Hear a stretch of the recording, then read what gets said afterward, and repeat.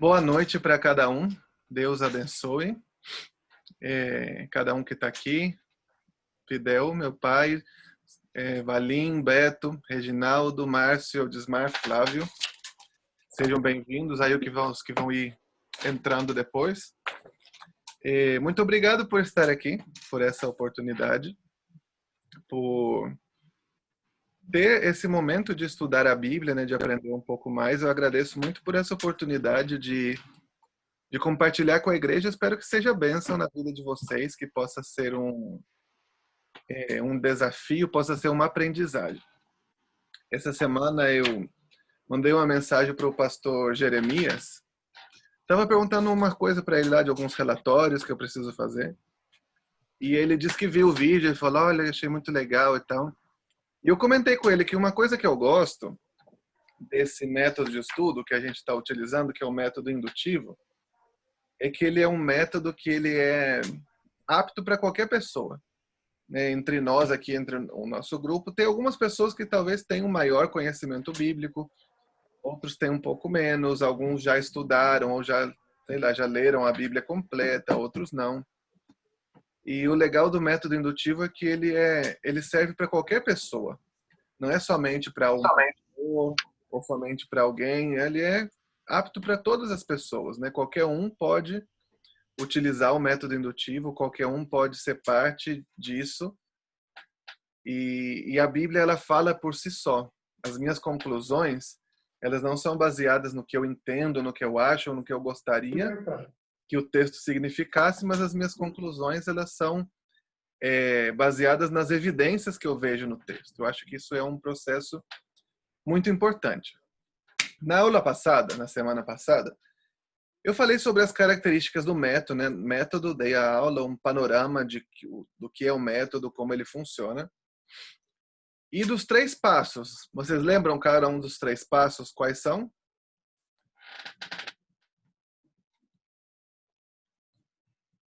Alguém aí, se puder?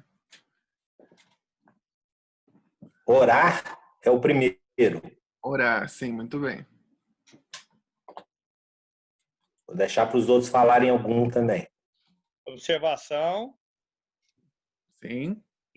Observação. Tá saindo o microfone, Túlio? Ah, tá escutando. Observação. Interpretação e aplicação. Muito bem, obrigado, Beto. Esses são os 3 passos, né? O primeiro que a gente faz sempre é orar, não coloca a oração como um passo, porque se eu fizer o primeiro passo, que é a observação, eu tenho que começar orando. Aí eu dormi hoje, porque já estava tarde. Aí amanhã eu vou começar na interpretação. Ah, não, o primeiro passo é orar, não vou orar. Não, se eu comecei de novo, eu preciso orar de novo, né? Sempre o nosso primeiro passo vai ser a oração. Sempre o primeiro que nós fazemos vai ser orar e entregar esse tempo para o Senhor. E a nossa tarefa de casa era a fazer a observação, né? Eu mandei aqui o texto para vocês, para a gente já utilizar as cores, mandei o vídeo explicando como é que a gente ia fazer. Pode fazer na sua própria Bíblia também, se preferir assim, nenhum problema. E essa foi a nossa tarefa, fazer em casa, né? Orar primeiro e depois utilizar as cores. E sempre a primeira leitura, a gente fazer ela em voz alta e completa, né? Do princípio ao fim de cada livro. Isso é muito importante porque dá para a gente o panorama geral do livro, dá para a gente a mensagem completa. E para a gente entender o livro, a gente precisa entender completo, não entender de pouquinho, de pingadinho. E a observação, ela toma um pouco de tempo, ela dá um pouco de trabalho. Não sei se vocês acharam que ela foi um pouco difícil.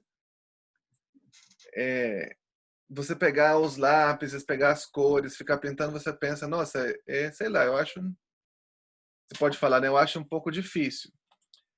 É um pouco de trabalho, mas vale a pena. Como eu compartilhei acho, na semana passada, a observação ela é como a gente lançar os fundamentos de uma casa, de uma construção.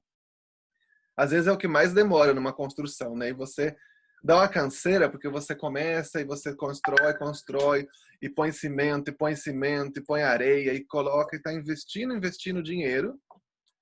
e o negócio não vai, parece que não está andando, né? Parece que não está,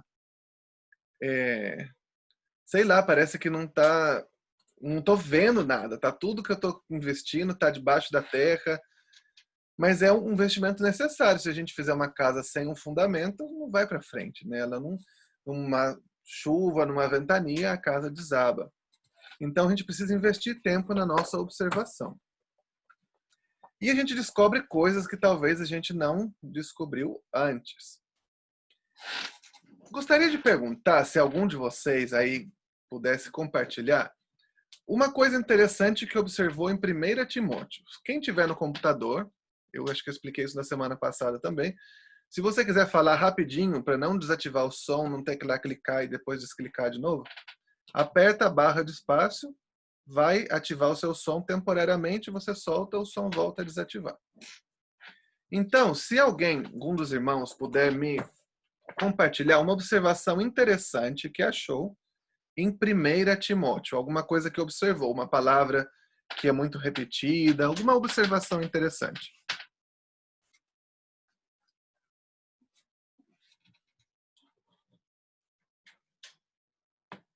Eu percebi as boas novas.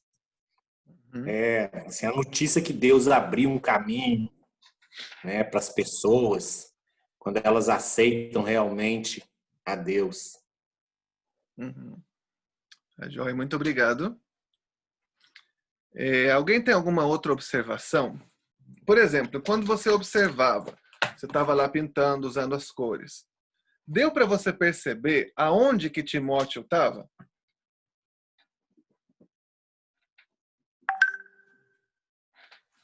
Alguém conseguiu ver?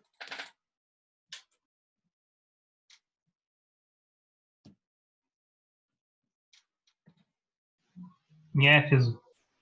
Em Éfeso. Muito obrigado, Flávio. Você vê logo no versículo 3, aqui, olha, tá verdinho. A câmera saiu ao contrário, né? Mas diz que ele estava em Éfeso. E Paulo, quando ele escreveu essa carta, ele estava onde? Você vê no mesmo versículo que ele estava na Macedônia. Por que a gente está pintando, a gente está usando cor? Não é para ficar bonita a Bíblia.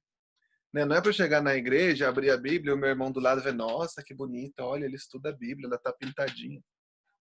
É para a gente descobrir as coisas, né? Para a gente aprender algumas coisas, para a gente ver, né? Para a gente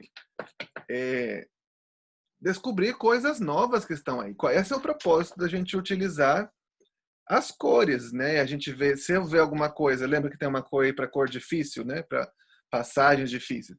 Aí eu vi uma palavra que eu não sei o significado. Ah, não, eu só pintei. Não, o que eu vou fazer? Vou pegar e vou procurar o significado dessa palavra. Esse é o propósito da nossa observação. A gente toma um pouco de tempo, mas a gente vai observar a palavra, a inter-relação entre elas, e vai nos dar muitas respostas que a gente está procurando. Olha, só na observação, o que eu usar de azul, eu já vou saber as pessoas, né? Quem que é o escritor, o autor da carta, e vou saber também quem que é o destinatário. Se só usando a cor verde, eu posso descobrir para onde que a carta foi enviada, né? E desde onde ela foi enviada, qual é a origem da carta. Nem sempre, em qualquer livro, eu vou ter essas respostas. Alguns livros, eles te dão mais respostas, outros, eles não vão te dar tanta informação assim. Né? Por exemplo, a Epístola de Hebreus. Essa epístola não tem quase nenhuma informação. A única informação que você não acha informação de origem, de autor, de destinatário, a única informação que você tem, assim, uma pista, é que ela foi escrita desde Roma, porque no final fala, os que são da igreja da Itália mandam saudações. Em Timóteo a gente tem isso, né? A gente tem o autor, a gente tem o destinatário, tem uma origem, tem uma data. E nós temos também uma informação do propósito, para que essa carta foi escrita. Algum dos irmãos achou em algum lugar qual que foi o propósito do apóstolo Paulo para escrever a epístola de 1 Timóteo?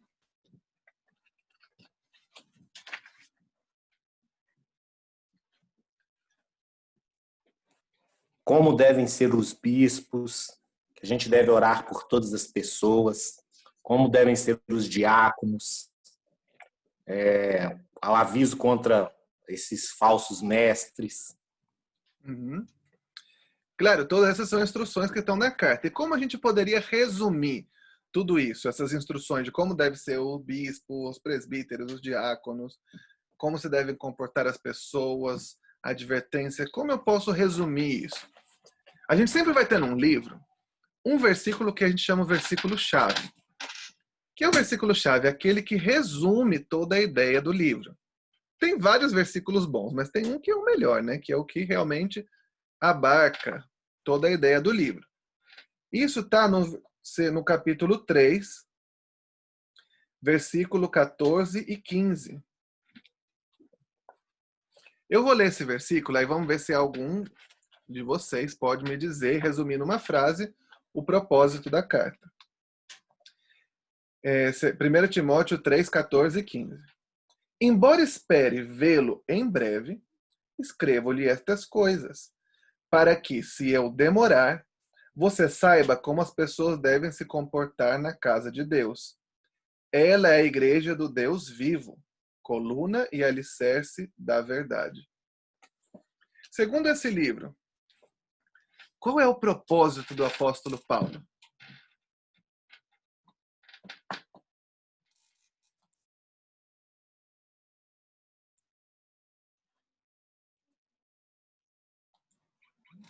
É como deve se conduzir. Instrução. Muito bem, instrução. Como Timóteo, que está agora encarregado dessa igreja de Éfeso, como ele deve conduzir a igreja. Paulo, em outras palavras, ele está falando para ele como que você deve ser pastor dessa igreja, como você deve liderar essa igreja. E ele vai abordar muitos temas aí, como, né, como os irmãos mencionaram. Como tem que ser os líderes da igreja, né? Tanto os bispos, os diáconos, dependendo da tradução, você vai ver que algumas traduções dizem bispo, outras dizem presbítero, não, diácono e tal. Servidor também você acha em algumas versões. Vai falar como é que ele deve lidar com os grupos de pessoas, como ele deve lidar com as mulheres, como ele deve lidar com os velhos, como ele deve lidar com os falsos mestres, como ele deve lidar com a distribuição de cesta básica da igreja. Em outras palavras, né? Ele fala tudo isso. É uma epístola muito prática, tá falando, olha, Timóteo, eu te deixei aí porque eu confio em você. Vamos fazer. Você vai fazer assim, você vai fazer assim, você vai fazer assim, vai fazer assim, vai fazer assado. Tá? Chegamos nisso. No final, ele dá tipo um ânimo, né, uma ministração pessoal para a vida de Timóteo. Agora, se a gente compara a primeira carta com a segunda, elas são diferentes? Quem pode me dizer a diferença entre a primeira e a segunda carta?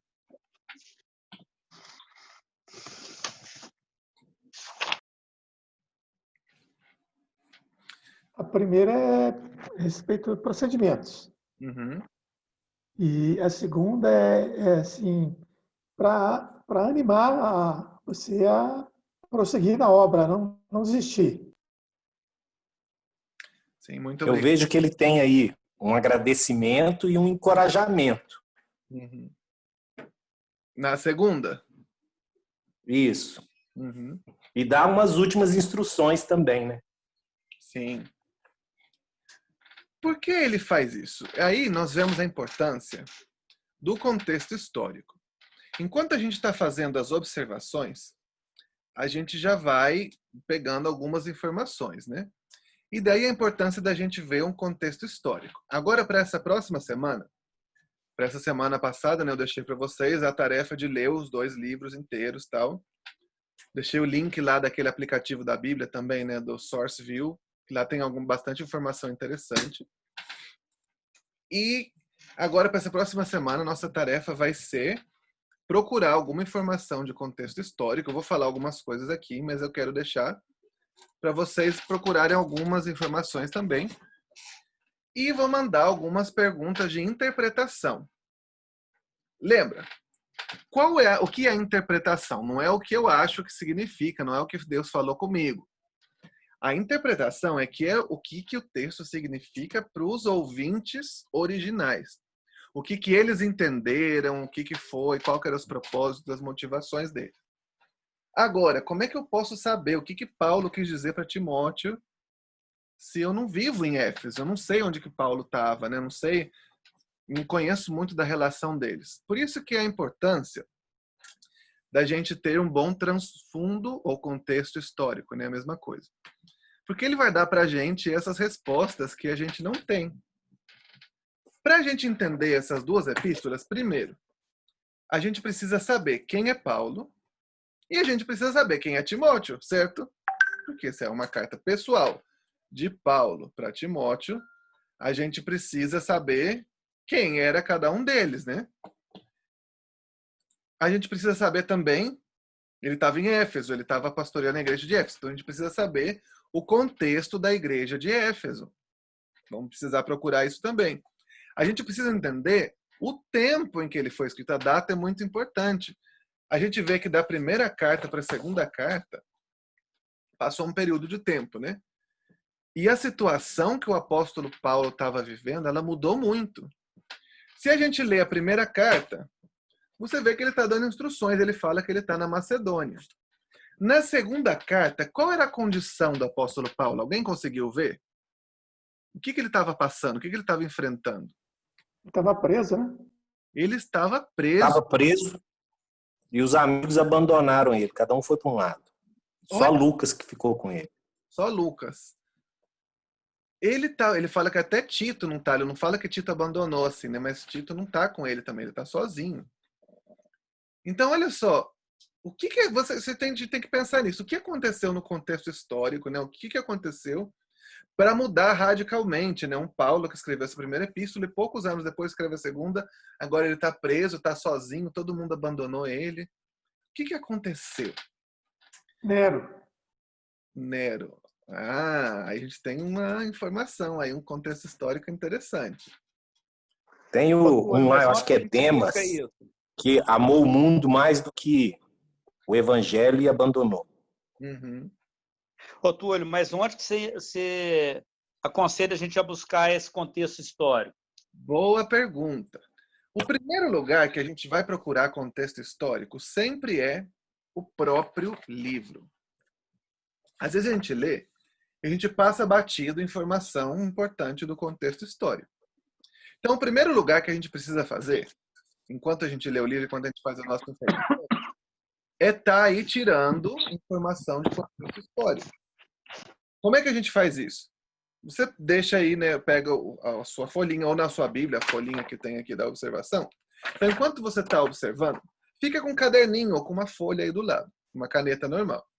E aí começa a anotar o que você achar que é importante de contexto histórico. Por exemplo, tudo que o texto fala sobre Paulo, o mesmo texto de 1 Timóteo e 2, né? Isso é a tarefa que vocês vão fazer essa semana. Eu vou passar aí e mandar para vocês. Colocar tudo que o próprio texto está falando sobre Paulo. O texto fala que ele era apóstolo, o texto fala que ele estava na Macedônia, o texto fala que ele fundou essa igreja, o texto fala isso. Tudo que o texto falar sobre ele, eu vou anotar numa folhinha aqui do lado. 2 Timóteo. O que 2 Timóteo fala de Paulo? Fala que ele era velho, fala que ele estava sozinho, fala que, né, que ele estava preso. Aí a gente lê, ele fala que Timóteo é como um filho para ele, né? Eu vou anotando toda essa informação que o texto me fala sobre Paulo, toda a informação que o texto me dá sobre Timóteo, toda a informação que o texto me dá sobre a cidade de Éfeso e toda a informação que o texto me dá sobre a igreja de Éfeso. Aí eu já tenho bastante informação e a gente vai se surpreender quanta informação eu consigo achar no próprio texto. Eu vou mandar certinho para vocês aí pelo grupo de WhatsApp o que a gente precisa achar, né? O que a gente precisa procurar. Vocês vão ler o texto de novo, procurando informações sobre Paulo, sobre Timóteo, sobre a cidade de Éfeso e sobre a igreja. Tudo que o texto fala sobre esses 4 pontos principais. Então, em primeiro lugar, respondendo a pergunta do Beto, que a gente procura contexto histórico é o próprio livro. Depois que eu olhei no próprio livro, eu tenho que olhar no resto da Bíblia, que o resto da Bíblia tem muita informação muito importante, muito relevante. A base do contexto histórico de todas as epístolas do Novo Testamento é o livro de Atos. Então eu preciso ir lá em Atos e procurar, né? Porque Atos, os evangelhos também, mas as epístolas elas estão mais relacionadas com Atos, né? Então eu vou lá ler o livro de Atos e ver em que outras partes da Bíblia aparece Paulo. Paulo aparece a primeira vez em Atos capítulo 8, durante a morte de Estevão. Então vejo lá que aparece que mataram, apedrejaram Estevão. Quem era Estevão? Estevão era um diácono.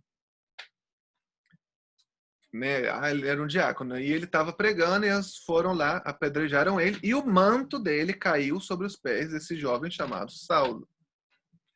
Eu achei lá. Eu continuo lendo, Saulo apareceu aí. No capítulo seguinte vai falar de Saulo. Né? Ele era um fariseu. O que significa que ele era um fariseu?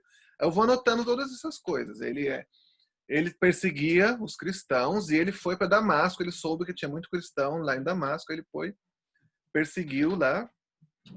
No meio do caminho ele tem essa visão, aparece aí o resplandor no céu, ele cai no chão e a gente fala que ele caiu do cavalo, né? A Bíblia não fala que ele estava no cavalo, mas ele caiu, não sei da onde. Ou foi do camelo? Não sei, né? Se ele estava viajando da Damasco no meio do deserto, talvez não era cavalo, talvez era camelo. Mas ele caiu de costa, ficou cego. Aquela história que a gente conhece, só que a gente perde os detalhes. Onde mais a gente vê essas informações? A gente viu no livro de Atos.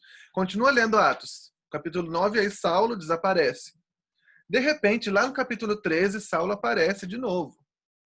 Agora Saulo, ele está na igreja de Antioquia. Ele é um dos líderes importantes na igreja de Antioquia. Aí, de repente, o Espírito Santo vai e fala: separa Saulo e Barnabé, porque eu tenho uma obra para eles.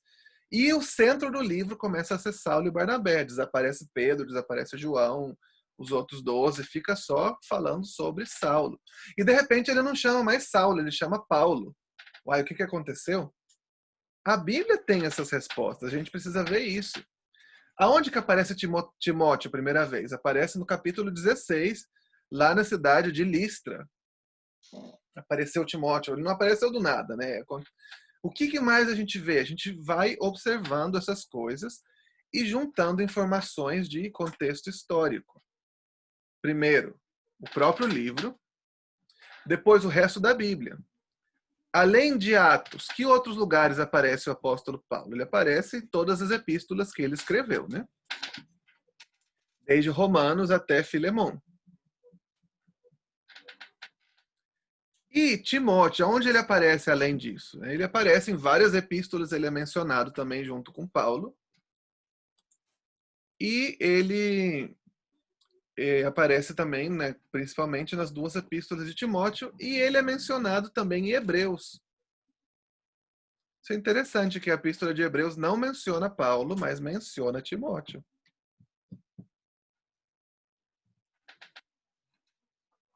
E depois que a gente olhar no próprio livro, no restante da Bíblia, a gente vai procurar informação em livros de história, enciclopédias, mas precisa ser uma boa fonte de informação. Acho que foi isso que o Beto quis perguntar também, né?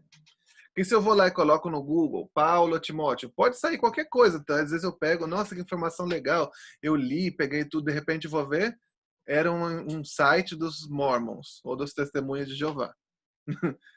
Então, nossa, aí perdi meu tempo. Eu preciso saber um bom lugar, uma boa fonte de informação para eu estudar. Então, um lugar... Eu vou pesquisar, vou mandar para vocês lá no grupo também, algum lugar onde vocês podem pesquisar, que a maioria dos lugares onde eu pesquiso são sites que estão em espanhol. Que é um que chama Indubíblia e tem alguns outros, o Comentário Bíblico Certeza. Eu vou ver se eu acho alguns, tem bastante, né? Lógico, bastante informação disponível em português. Algum lugar onde vocês podem achar. Uma das coisas que eu recomendo, aquele mesmo aplicativo da Bíblia que eu mandei, o SourceView, na introdução ele tem uma informaçãozinha resumida e muito boa. bastante assim, que ajuda a gente a entender bastante, né, do contexto do livro. Além disso, a gente pode procurar em livros de história também. Lógico, no livro de história eu não vou achar muita informação sobre Paulo, sobre Timóteo, mas eu vou achar informação sobre o Império Romano. Eu vou achar informação sobre a cidade de Éfeso, sobre a religião, falar a deusa Diana dos Efésios, quem era essa deusa Diana. Eu vou achar toda essa informação.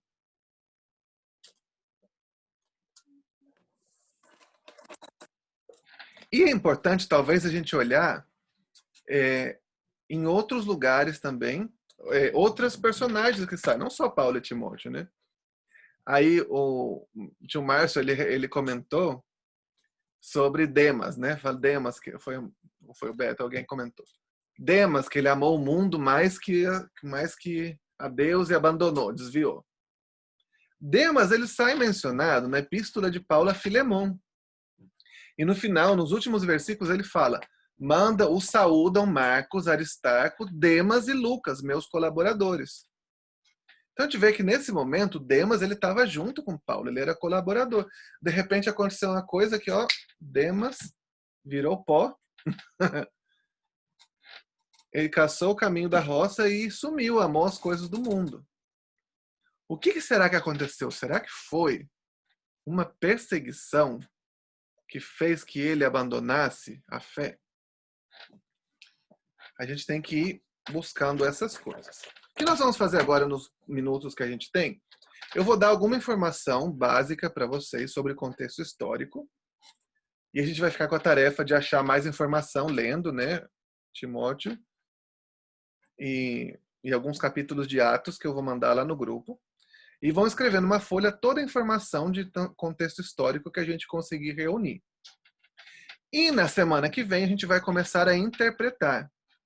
O que é interpretar? Eu vou olhar, vou ler o texto, vou pensar o que ele quis dizer com isso. Por que Paulo manda as mulheradas da igreja tudo calar a boca? Por que será? Eu vou pensar, porque mulher fala muito? Não, no nosso contexto, século XXI, talvez mulher fala muito, né? Ela tem essa liberdade. Nesse momento, ela talvez não tinha, então eu tenho que pensar para eles. Por que Paulo mandou Timóteo fazer a mulher ficar quieta na igreja e não poder falar? Por exemplo, eu olhei, eu tenho a minha opinião, eu acho que é por causa disso. Está de acordo com o texto diz? Sim. Está de acordo com o que o contexto histórico diz? Não, não está. Então não é uma boa interpretação. A gente vai aí nesse processo. Vamos falar um pouco sobre contexto histórico, vou dar alguma informação geral. Se tiver alguma pergunta, por favor, pode falar, tá? Vamos falar então sobre Paulo. Quem era Paulo? Já mencionei aqui, a gente acha, ele aparece pela primeira vez em Atos, capítulo 8, no martírio de Estevão.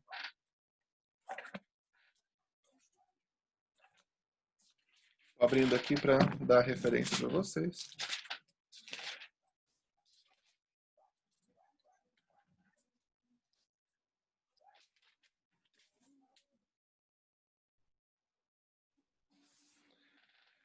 Atos 8, capítulo 1, versículo 1. Primeira vez que ele aparece, né? O martírio de Estevão no capítulo 7 e no 8:1.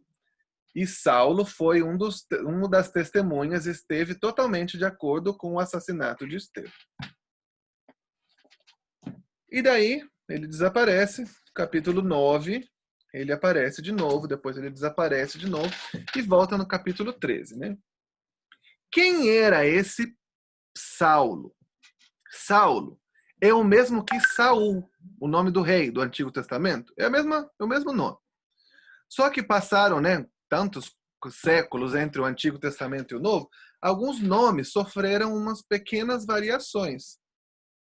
Né? Por exemplo, quando a gente lê Tiago no Novo Testamento, isso vem por causa da tradução latina. Tiago, na verdade, é Jacó. Não tem nada a ver, né? Mas é que no original é Jacó, no Antigo Testamento, e no Novo Testamento é Jacobo. Só que aí, por causa do latim, a gente tem esse Tiago. Por exemplo, Judas. Judas no Novo Testamento é o relacionado ao nome Judá no Antigo Testamento. Ou também Jesus no Novo Testamento é o mesmo que Josué no Antigo Testamento, né? Os nomes sofreram uma pequena variaçãozinha. Então, Saulo é o mesmo que Saul. O nome do rei, que significa grande, honrável. Ele era conhecido como Saulo. A gente lê, né, em Coríntios, ele dá um pouco, né, do currículo dele, a gente sabe que ele era um judeu da tribo de Benjamim. E Saulo era do grupo dos fariseus. O que significa isso? Raça de víboras, disse Jesus, né? O que significava que ele era um fariseu? A gente vê muito na Bíblia, no Novo Testamento, que condenou o fariseu. Mas por quê? Quem eram os fariseus? É importante a gente saber isso. No judaísmo do Novo Testamento, do tempo de Jesus, eles estavam divididos em grupos, em partidos políticos, que a gente chama, ou seitas. Então, todos eram judeus, todos seguiam a lei, só que eles interpretavam a lei de maneira diferente. Existiam judeus que eram fariseus, outros eram saduceus, outros eram essênios, outros eram zelotes e outros eram herodianos. E ainda tinha um outro grupo helenista. Vou até escrever aqui no chat para vocês. Fariseus, saduceus, essênios, zelotes, herodianos e helenistas. Não quero entrar em muito detalhe, porque a gente não tem muito tempo disso, mas uma comparação que eu faço é, por exemplo, como nós hoje, no século XXI, todos nós somos cristãos, todos nós somos evangélicos, mas tem batista, tem presbiteriano, tem assembleiano, tem congregação cristã, né? Tem tantos tipos de denominações. Qual a diferença? Algumas interpretam as doutrinas de maneira diferente, né? Tem um que batiza criança, outro não batiza criança, um batiza por aspersão, outro por imersão, uma ceia de um jeito, outro na ceia do outro jeito, né? O culto, um tem bateria, outro não tem bateria. Mais ou menos assim, tá? Não é igual, mas é uma pequena comparação que eu faço. Então, os fariseus, de todos os grupos, eles eram os mais estrictos, os mais assim, que seguiam à risca a lei. Eles eram os mais que amavam a lei e queriam obedecer a todo custo. Mas qual que era o problema dos fariseus? Por eles obedecerem, se esforçarem, se matar tanto, assim, suando para obedecer a lei, eles achavam que eles eram santos. Porque eu obedeço a lei, eu sou santo. Eu não preciso de um Jesus, de um Messias que vem perdoar pecado, porque eu não tenho pecado. Eu não peco, eu obedeço a lei, eu sou santo, holy, holy.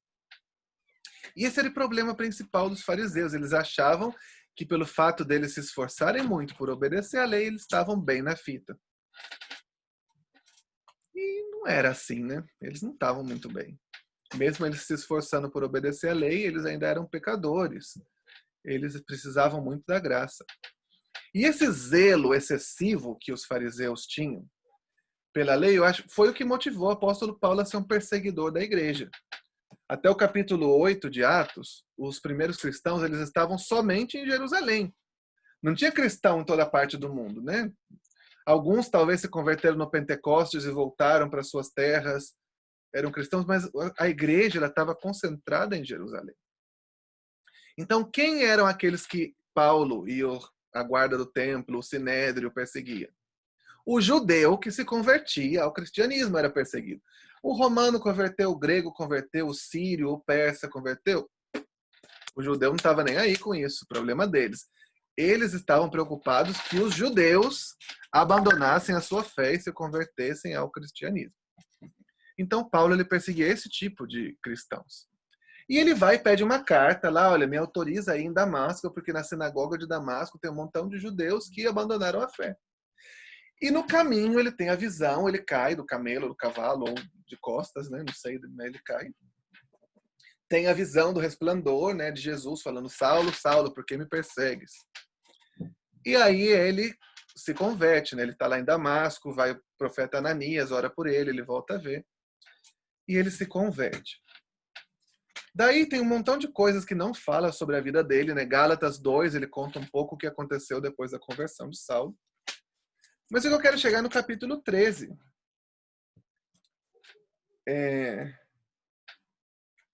Barnabé, ele leva Saulo para a igreja de Antioquia.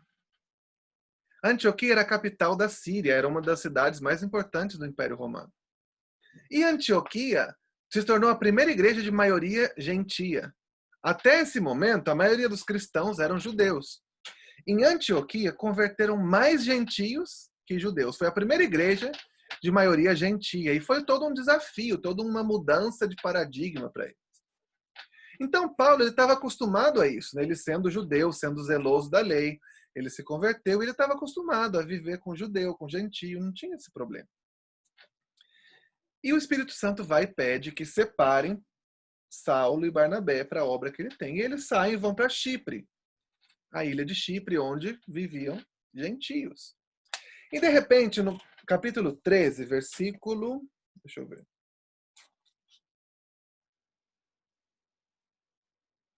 Versículo 7 em diante. Versículo 9, 13 e 9 diz: Saulo, também conhecido como Paulo, foi cheio do Espírito Santo e olhou ao feiticeiro nos olhos e disse: Filho do diabo, cheio de toda classe de engano e fraude, inimigo de todo o bem, nunca deixarás de distorcer os caminhos verdadeiros do Senhor? A gente às vezes até escuta, a gente até prega, né, que Deus mudou o nome de Saulo para Paulo.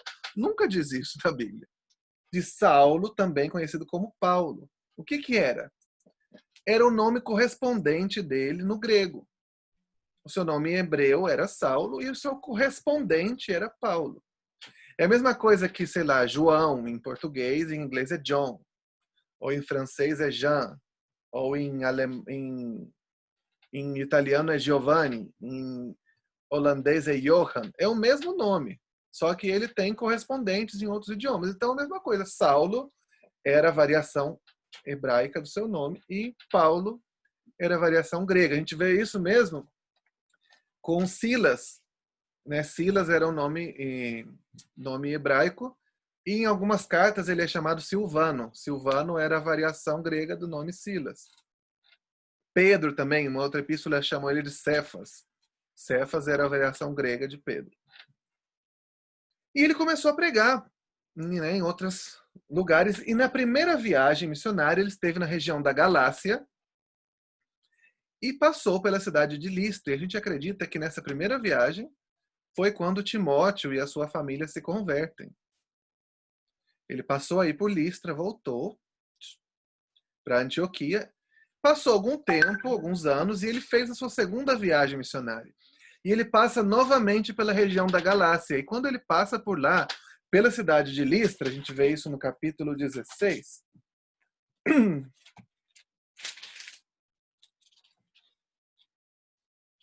16:1. Paulo foi primeiro a Derbe, logo a Listra, onde havia um discípulo jovem chamado Timóteo. Sua mãe era uma crente judia e o seu pai era grego. Os crentes de Listra e Icônio davam bom testemunho de Timóteo, de modo que Paulo quis que ele o acompanhasse na viagem. Por respeito aos judeus da região, Timóteo foi circuncidado antes de sair, porque todos sabiam que seu pai era grego. Então, quando ele passa a segunda vez por aí, Timóteo é circuncidado e acompanha Paulo até o final da sua vida. E algo interessante, a gente acredita que a segunda viagem de Paulo ela começou entre o ano 50 e o ano 51 depois de Cristo. A epístola de 1 Timóteo ela foi escrita ao redor do ano 62 ao ano 63 depois de Cristo. E Paulo chama Timóteo de jovem na primeira epístola, não é? Ele fala, foge das paixões juvenis. Olha só, 13 anos depois, Timóteo ainda, ou 14 anos depois, até 15, ainda é chamado de jovem. Quantos anos teria Timóteo quando ele se juntou com Paulo na sua segunda viagem missionária? Segundo essa evidência, ele deveria ter ao redor de 14, 15 anos quando ele começou a acompanhar Paulo nas suas viagens missionárias. Realmente foi como um filho para ele, né? Ele viveu muitas coisas. Eles trouxeram o evangelho para a Europa por primeira vez, viu, né, tantas coisas, Paulo ser apedrejado, encarcerado, chicoteado, milagres, liberação, demônios saindo, tantas coisas eles viu. Realmente foi como um filho que cresceu aos pés de Paulo.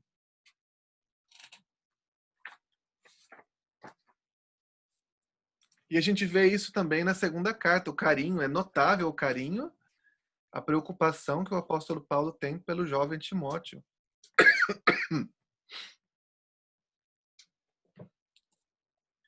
Agora, pensamos na cidade de Éfeso. Eu quero dar um breve contexto para vocês sobre a cidade de Éfeso. A cidade de Éfeso era a segunda maior cidade do Império Romano. Quero mostrar uma foto aqui para vocês. Deixa eu abrir aqui. Era uma cidade muito importante.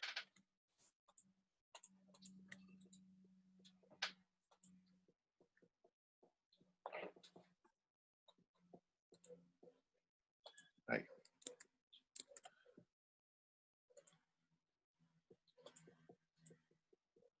Prontinho. Tá aparecendo o mapa, né? A gente tem aqui um mapa do Império Romano e aqui está Roma, a capital do Império. A segunda maior cidade, a segunda mais importante cidade era a cidade de Éfeso. Atualmente é o território da Turquia. A gente acredita que Éfeso chegou a ter, nos seus dias de mais glória, ao redor de 600 mil habitantes. E Roma pôde chegar até quase 1 milhão de habitantes. Isso é uma coisa enorme se nós estamos pensando em cidades 2.000 anos atrás.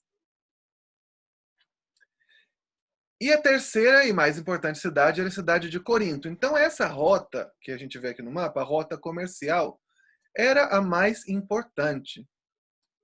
Talvez, como hoje a gente fala no contexto do Brasil, né, a ponte aérea Rio-São Paulo, nessa rota comercial, a Via Dutra é a mais importante do país. Então, os barcos, eles saíam de Éfeso ou de Roma, né, vice-versa, passavam por Corinto. Corinto aqui é uma faixa de terra bem estreita. Então, o barco ele aportava aqui desse lado e ele passava por cima da terra. Em cima de troncos, os barcos passavam, iam pelo outro lado, navegando até chegar a Roma. E era a rota principal do Império Romano. A cidade de Éfeso, ela era uma cidade muito grande. Aí tem algumas fotos das ruínas de Éfeso que existem até os dias de hoje. Essa fachada aqui era de uma biblioteca da cidade de Éfeso.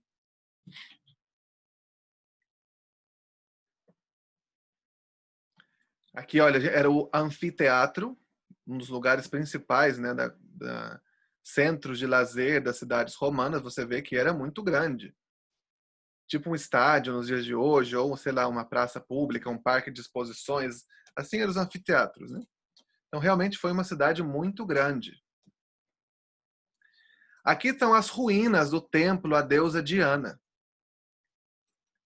Nesse tempo, os templos, eles não somente eram lugares de adoração, mas também as transações comerciais se faziam nos templos e funcionavam também como bancos. Então, o templo da deusa Diana era um lugar, um centro cívico, centro comercial da cidade de Éfeso. E por ser uma cidade portuária também, tinha muito comércio. E quero mostrar para vocês uma foto da deusa Diana. Essa é uma foto da deusa Diana.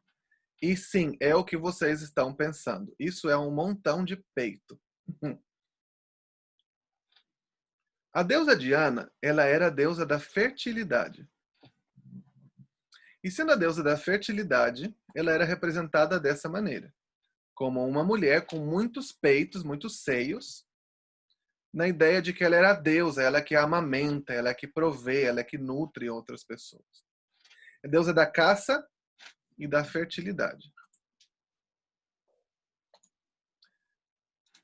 Então, a deusa Diana tem esse conceito, né, da dominação, da hegemonia feminina, de manter as pessoas, de amamentar, de eu que domino e controlo.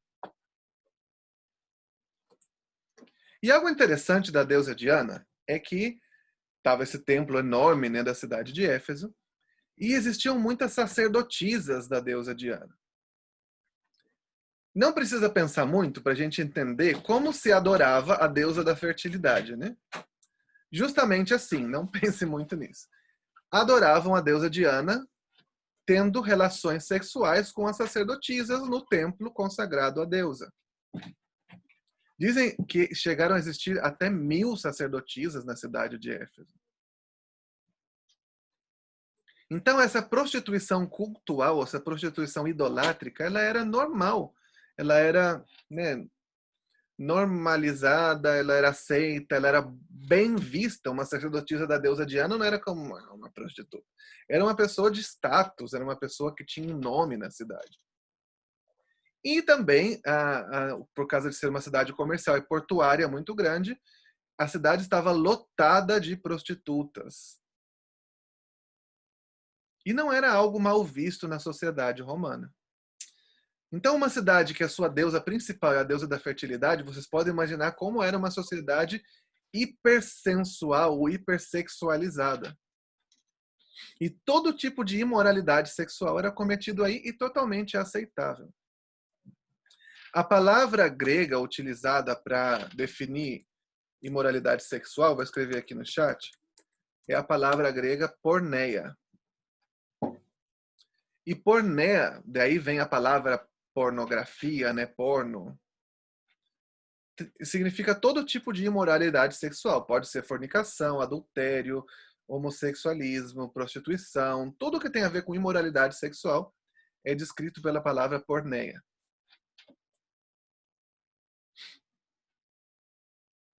E a gente lê em Atos capítulo 19, que Paulo, ele investiu grande parte do seu ministério na cidade de Éfeso. E ele trabalhou, né, o livro de Atos nos diz que eles ficaram ao redor de 2 anos, mais de 2 anos na cidade de Éfeso. E ele tinha uma grande equipe de trabalho. Estava na cidade de Éfeso Paulo, Timóteo, Priscila e Áquila, 2 judeus que ele conheceu e trabalhou junto com eles em Corinto, pessoas que a gente vê que eram discipuladores, que eram mestres, que ensinavam a palavra. E apareceu um homem lá em Éfeso chamado Apolo. E Apolo era um homem muito eloquente, muito, né, inteligente, que vinha da cidade de Alexandria, do Egito. E quando ele chegou lá, eles viram, né, nossa, ele tem potencial. E o que Priscila e Áquila fizeram? Ele não conhecia ainda o batismo do Espírito Santo e discipularam a Apolo. E Apolo chegou a ser um excelente mestre da igreja primitiva. A gente vê, segundo a Epístola de Coríntios, que ele esteve ensinando também em Corinto. Então imagina essa equipe de trabalho. Paulo, Priscila, Áquila, Timóteo, Apolo. Eles fizeram um excelente trabalho. E Atos capítulo 19 diz que nesses 2 anos, não somente Éfeso, mas toda a província da Ásia Menor foi evangelizada. De tal maneira chegou a evangelização da província da Ásia, a gente vê isso nos escritos de João, mais ou menos, alguns indícios, que depois que Jerusalém foi destruída no ano 70, a região de Éfeso da Ásia Menor foi o principal reduto cristão do Império Romano. A gente tem aí as 7 igrejas do Apocalipse, né? Eram 7 grandes igrejas em cidades importantes da Ásia Menor. Então chegou a ser uma região muito evangelizada. Mas não significa que o trabalho era fácil, né? Agora, tendo um pouco mais essa informação de contexto histórico, né? Um pouco mais sobre Paulo, sobre Timóteo, sobre Éfeso. Como será que era a igreja nessa cidade? Quais eram as pessoas que se convertiam? Gente, não era pessoa certinha se convertendo, não era, né, não era monge, freira, a pessoa que respeitava o outro. Não, era fornicário que convertia, era prostituta, era enganador, era feitor de escravos. Era essas pessoas que se convertiam e que formaram a igreja de Éfeso. O tempo do Novo Testamento, a gente fala, nossa, nossos dias é horrível, né? Só patifaria na rua e tal. O mundo do Novo Testamento era um mundo muito imoral. Todas essas práticas de imoralidade eram totalmente aceitas pelas pessoas. Não era como, que escândalo, tá fornicando, adultério. Era uma coisa super normal. E aceita, inclusive, até dentro da igreja. Por que Paulo teve que falar? Imagina que em Corinto, ele tem que falar para um homem que estava tendo relações sexuais com a madrasta. Ele fala, gente, onde vocês estão com a cabeça? Presta atenção, isso nem devia ser nem comentado no meio de vocês. E tá no meio de vocês estão achando bonito, estão achando lindo. Era uma sociedade muito imoral. Então, Timóteo ele tinha todos esse tipo de desafios. E a gente vai usar toda essa informação para falar um pouco sobre o contexto histórico na próxima semana. Perdão, sobre a interpretação na próxima semana. Foi um contexto histórico assim bem resumido. Quando a primeira carta foi escrita, então, 1 Timóteo, Paulo, ele tinha sido solto. No final do livro de Atos, a gente vê que ele estava preso em Roma, né? E Timóteo estava com ele, Lucas estava com ele. E ele escreveu, preso em Roma, os livros de Colossenses, Efésios, Filipenses e Filemão. Essas 4 epístolas. E ele foi solto. Depois que ele foi solto, ele colocou Timóteo, você vai se encarregar da igreja de Éfeso, cuida dela, por favor, e eu vou para outro lugar. E ele escreveu para animar Timóteo, porque não era uma tarefa fácil, né? Era um abacaxi que ele deu para Timóteo descascar, viu? Uma bucha. Passou alguns poucos anos. Aí meu pai comentou, o que aconteceu entre a primeira e a segunda carta? Nero aconteceu. O imperador romano louco. Talvez na próxima aula a gente fale um pouquinho mais sobre ele. Pra gente não atrasar muito hoje. Mas para resumir, ele começou uma grande perseguição em Roma aos cristãos. E Paulo foi preso, foi encarcerado. E Paulo sabia que dessa ele não se livrava. Ele se livrou da primeira prisão em Roma, ele foi solto, e ele sabia que da segunda ele não escapava. E ele falou, eu estou pronto. Eu combati o bom combate, completei a carreira. E antes dele terminar os seus dias sobre essa terra, ele escreve essa carta para o seu filho, para esse grande amigo, companheiro de ministério que ele amou e viveu junto tantos anos. Encarregando para ele, né, continue, não desista, é difícil, mas permanece, não solta a tocha, fica aí firme. E escreve a segunda epístola, a gente vê que ela é muito emotiva, né? Então esse é, resumidamente, o contexto histórico. Queria saber se alguém tem alguma pergunta, mais alguma pergunta sobre primeira ou segunda epístola, sobre contexto histórico. Senão a gente termina por aqui e depois eu passo para vocês as tarefas dessa semana e na próxima aula a gente se junta novamente para começar a interpretar. Eu tenho umas perguntas aqui. Pergunte. Quando você falou dos fariseus, eles também eram eles que eram ligados às tradições, igual a gente hoje também tem muitas tradições. Uhum. Eles tinham também essas ligações. Como que eram? Você poderia dar um exemplo para a gente dessa tradição? E outra coisa também que eu queria ver quando Paulo ele diz que numa das passagens ele invoca ser cidadão romano. O que era isso? Como que ele conseguiu essa cidadania? Ok. E a questão também desse nome, eu não sabia que era assim, não. Que o Saulo e Paulo é a mesma coisa, que não foi mudado. Para mim, tinha sido mudado. Isso acontece com Jacó e Israel também? Bom, vou começar por essa última pergunta. No caso de Jacó e Israel, no caso de Abraão, de Sara, tem vários personagens que Deus apareceu e Deus mudou o nome deles, como foi o caso de Abraão, de Sara e de Jacó. Né? Teve essa luta, Jacó lutou, sabe aquela passagem em Gênesis 32? Jacó lutou contra o anjo do Senhor, aí o anjo foi lá, tocou na perna dele, ele começou a mancar, ele falou, daqui em diante você não se chama mais Jacó, você se chama Israel, porque lutou contra Deus e venceu. Israel significa aquele que reina com Deus. Então, foi por causa disso, né? Em algumas situações a gente vê que Deus ele intervém e ele fala, eu vou mudar o seu nome. Agora, no caso de Paulo, não foi assim. No caso de Paulo, simplesmente é o nome correspondente, né? Como a gente vê em vários personagens do Novo Testamento. Por exemplo, Mateus, ele era Mateus, em outras partes ele é chamado de Levi. Né? Pedro era chamado de Cefas, né? Eu mencionei Silas, Silvano. Então a gente tem, mas no caso de Jacó era que realmente Deus é que a gente meio que assume, né? Se Deus mudou o nome de Abraão, de Jacó, Deus mudou de Saulo também. Mas não foi, no caso dele não foi mudado. Pelo menos não existe nenhuma evidência ou registro bíblico de que isso aconteceu, como existe com os outros. O caso dos fariseus, de todos os partidos políticos do judaísmo, eles eram os mais estrictos, os mais assim rígidos com respeito ao cumprimento da lei. Vou dar um exemplo que eu sempre dou. Eles escreveram o que é chamado a lei oral. Quando eles voltaram do exílio, né, eles foram exilados na Babilônia por causa do pecado e tal. Tipo assim, eles pensaram, nossa, a gente percebia agora, né? A gente foi para o exílio porque a gente pecou, a gente quebrou a lei. Não quero nunca mais quebrar a lei, eu vou guardar a lei assim, para sempre, forever.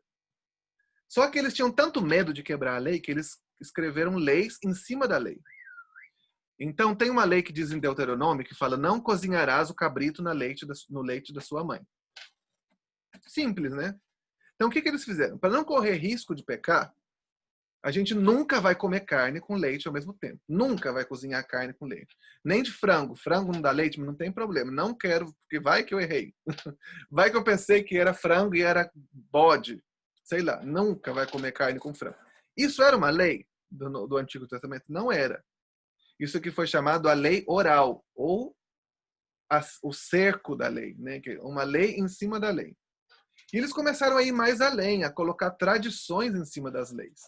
Né? Então, a gente, olha, se eu comer carne num prato, eu não vou comer nada de leite, nenhum lácteo nesse mesmo prato, porque vai que juntou o prato da carne com a leite da mãe, com o leite da mãe, e não. Então, eles criaram, além de nunca comer carne com leite, um prato para leite e outro prato para carne. Aí daí eles ainda inventaram, se eu comer a carne num prato de carne, e ficou um pedacinho de carne na minha boca, e dali dá 10 minutos, sei lá, na mesma hora, eu vou e como queijo. Então, juntou na minha boca e eu quebrei a lei. Então, se eu comer carne, eu fico 4 horas sem comer nada de leite, se eu comer lácteo, eu não como nada de carne. Entendeu? Eles foram criando tradições em cima das leis. E por causa disso, eles começaram a achar, eu sou santo, eu não peco. Né? Começaram a dar esmola. Então, o cumprir a lei não era por um amor a Deus, era por um status, para mostrar para as outras pessoas. Talvez um outro dia eu possa, se interessar, eu posso gravar um vídeo e mandar também. Ou conectar um outro dia, fora desse horário, assim, quem quiser. Falar um pouco sobre o contexto histórico do Novo Testamento, né, os partidos políticos do judaísmo, é muito interessante. Mas a ideia é que os fariseus, eles eram os mais zelosos de todos os judeus, os que mais estavam assim com a lei, que tinham normas e tradições em cima da lei, eram os fariseus. E a outra pergunta qual era? Eu esqueci.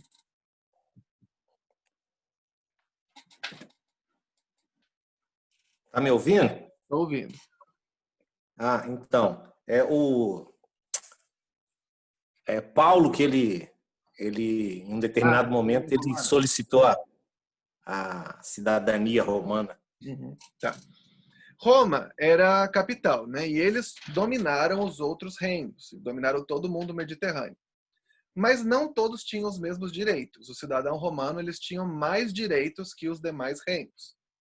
Só que como Roma começou a expandir muito, crescer muito, eles criaram dentro do reinado, do império, algumas cidades que eram as colônias romanas. E as pessoas que nasciam nessas cidades, elas também tinham direito de cidadania romana. Algumas colônias famosas eram Filipos, a cidade de Filipos, que recebeu a Epístola de Filipenses, era uma colônia romana. Cesareia, lá perto de Jerusalém, também era uma colônia romana. Tinham várias, e a cidade que Paulo nasceu, Tarso, também era uma colônia romana. Então, por ser nascido nessa cidade, ele adquiriu esse direito.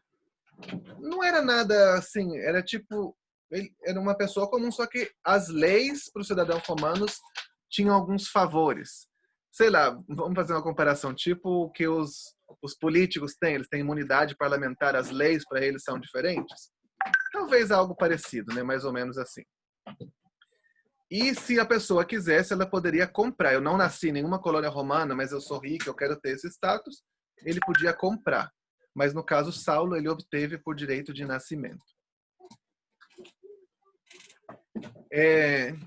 Vamos terminar por aqui hoje. Se ainda tiver alguma pergunta, pode me mandar pelo WhatsApp.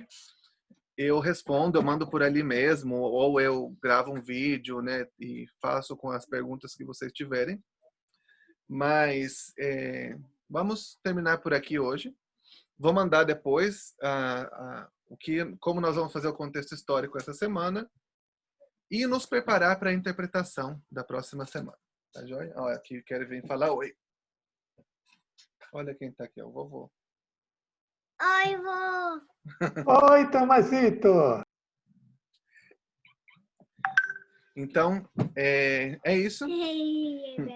Tá, Tomasito! Deixa o papai terminar. A gente termina por aqui hoje. Por favor, não fiquem com dúvida, tá? Qualquer dúvida que vocês tiverem, me manda uma mensagem, pergunta, a ideia é que a gente possa aprender. E quando a gente esteja fazendo a interpretação e aplicação, nós vamos extrair os princípios de liderança das epístolas de Timóteo e aplicar na nossa vida, né? No nosso desempenho, na nossa igreja, no nosso dia a dia. E esse é o nosso objetivo. Vamos orar para terminar? Deus, muito obrigado por essa oportunidade. Obrigado por cada um dos irmãos que está aqui, dos pastores, dos presbíteros, dos diáconos, dos irmãos, dos candidatos. Porque o Senhor tem nos dado, tem nos desafiado a algo. O Senhor tem nos inspirado a tomar algo mais, a tomar um lugar na igreja, que é a coluna do Deus vivente, como fala o livro de Timóteo. Nos ensina e nos prepara através da sua palavra e nos dá mais fome e sede de ti. No nome de Jesus. Amém. Amém. Boa noite, pessoal. Boa noite. Boa noite. Daqui a pouco eu coloco o link, eu só coloco o vídeo no YouTube e mando o link lá no grupo. Um abraço para todo mundo. Buenas noches. Okay.